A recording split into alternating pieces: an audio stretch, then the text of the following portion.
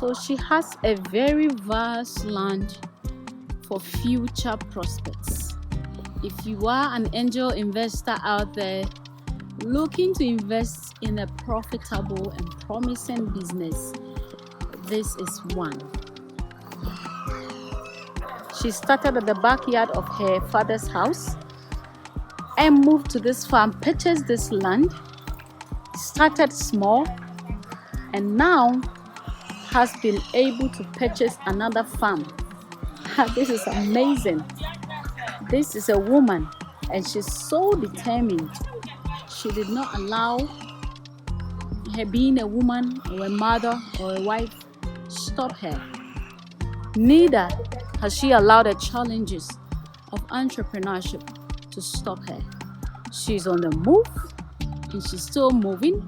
She's been through thick times. She's going to share that with us shortly. And she's still standing because she believes that consistency will break resistance. So this is a cage that has a very sad story. About 1,500 birds that were in this cage. She lost all of them. Woo! That was huge. But hey, she is still moving. Isn't that amazing? So in growing up, I ended up in Accra. I started working in Accra. But one of the things that kicked me out of Accra, in fact, not one of the things, the main thing that kicked me out of Accra was the June 3rd rain disaster. At that time, I was staying at Adutwumwaa. Where I was staying, we were not known for flooding. At that fateful day, we also managed to get our own share. The wall was broken by the rain, and the whole house got flooded. In fact, my room, I was in my room when my house help came calling that there's water in her room. I went in and I realized that my case, the room to my two boys were fully flooded, and yet to get to my end. And within a space of 2 minutes, the whole room was flooded to window level.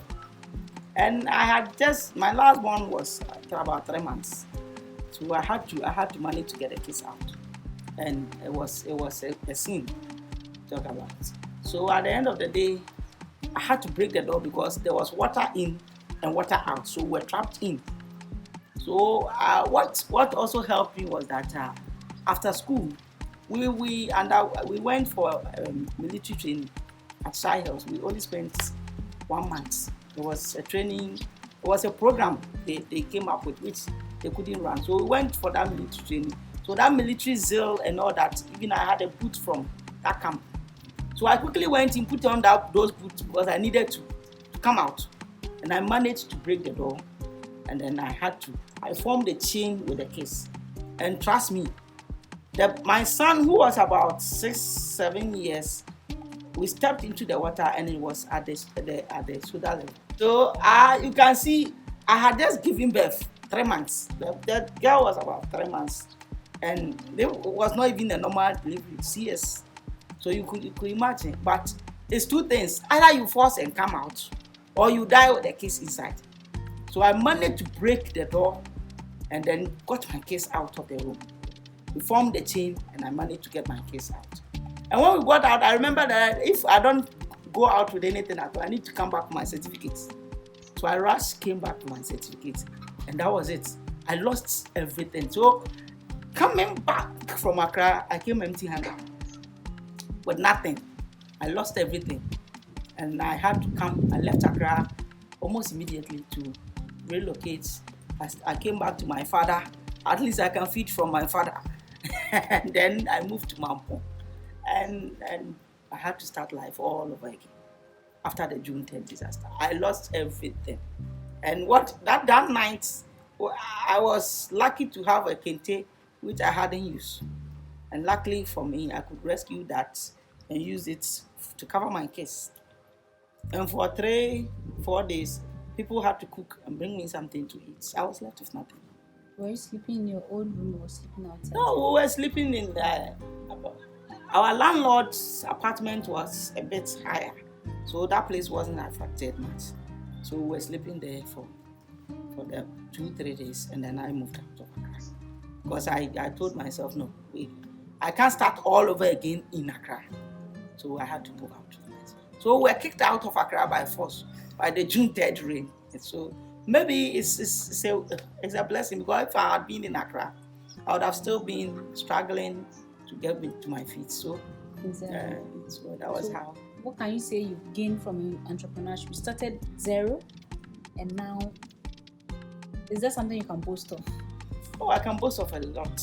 At least, I have my apartment, somewhere to live. This whole farm is a huge asset to me. My children are well taken care of, all from me, an entrepreneur. From zero, and if you're able to do this single-handedly, from day one of my entrepreneurship till now, that's been all by myself, and it's practically plowing back profits. That's why I always say this is a big profitable venture, because plowing back profits over the years has really grown the business. Have you ever gained any grants or investment from an external person? External investments, no. But last year I had a grant from AGI. The grants facility bought me my battery cages. What is AGI? Is another page? Association of Ghana Industries. Yeah, it was in collaboration with GIZ. I applied for it, and they gave me that grant to buy. The purpose of the grant was to buy equipment, but not to give you money. So when I applied that I needed the battery cages. So they approved it, and then bought the cages. So the battery cages in there were bought by AGI through their grants. Do you have a word? Yeah, I'm very grateful, because one, I was my desire to go into that battery cage system, but trust me, the cages are very expensive. So I was really struggling to. And when they are in the cages, that the number of bears that would be in one room, that will house one room. You can house more bears than when they are on the cages. I see there are 3 tiers. Yeah. And the cage front and back. That's it. So each line is housing 600 bears. Wow. Yeah. So in there we have there are 3 lines. This is the third so cage. One is not full. And they are all we have full of birds. Almost about 1,008 bears Wow. in that one room. Meanwhile, if they were on the floor, that one room could have taken maximum 7. Hello. So for that, I'm very grateful. What qualifies you for that? They brought out criteria. We bring in your business certificates. They ask for cash flows, your previous financial records, and all that.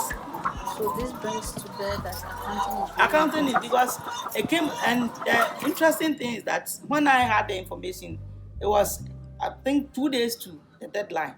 So assuming I did not have all those things ready, I would have been out of it. Okay, so I'm starting from here.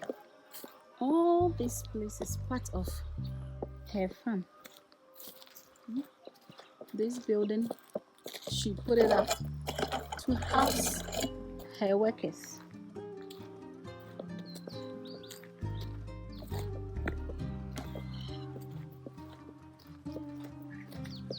So all this is part of her land.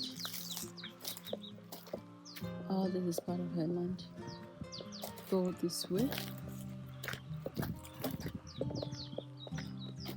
That's her car parked there. Her private and delivery car. Entrepreneurship. You need grit to be able to stand and to continue. So all these structures she put up for herself and her team so that they don't stay far from the farm. So this is the entrance to the farm. There's a small office office space and a generator. This water. So you see the vast land I'm showing you all belongs to Anansi Lips Creation. This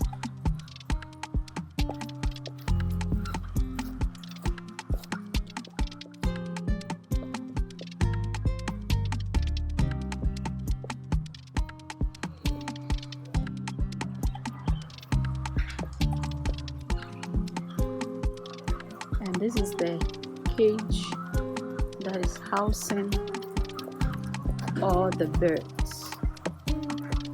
So like this.